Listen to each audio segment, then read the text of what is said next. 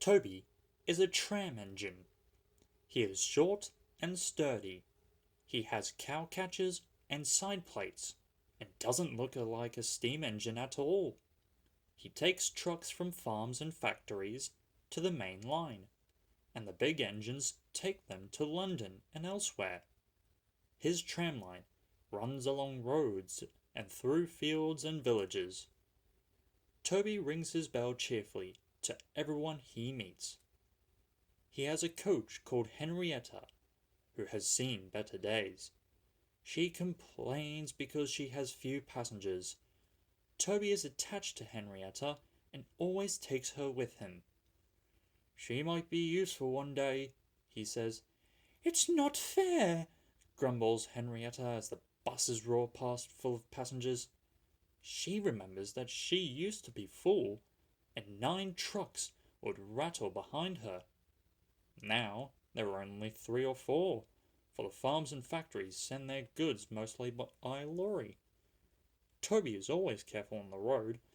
The cars, buses and lorries often have accidents. Toby hasn't had an accident for years, but the buses are crowded and Henrietta is empty. I can't understand it, said Toby the tram engine. People come to see Toby, but they come by bus. They stare at him. Isn't he quite quaint, they say, and laugh. They make him so cross. One day, a car stopped close by, and a little boy jumped out. Come on, Bridget, he called to his sister, and together they ran across to Toby. 2 ladies and a stout gentleman followed. The gentleman looked important, but nice.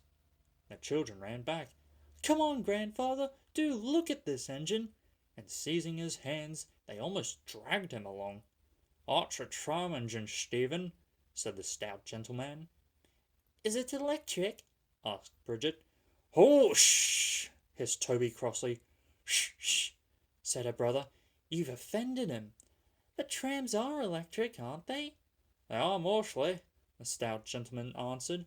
Well, this is a steam tram. May we go in it, grandfather, please? The guard had begun to blow his whistle. Stop, said the stout gentleman, and raised his hand. The guard, surprised, opened his mouth, and the whistle fell out. While he was picking it up, they all scrambled into Henrietta. Hip, hip, hooray! Chanted Henrietta, and she rattled happily behind. Toby did not sing. Electric indeed, he snorted. He was very hurt. The stout gentleman and his family got out at the junction, but waited for Toby to take them back to their car. What is your name? Asked the stout gentleman. Toby, sir. Thank you, Toby, for a very nice ride.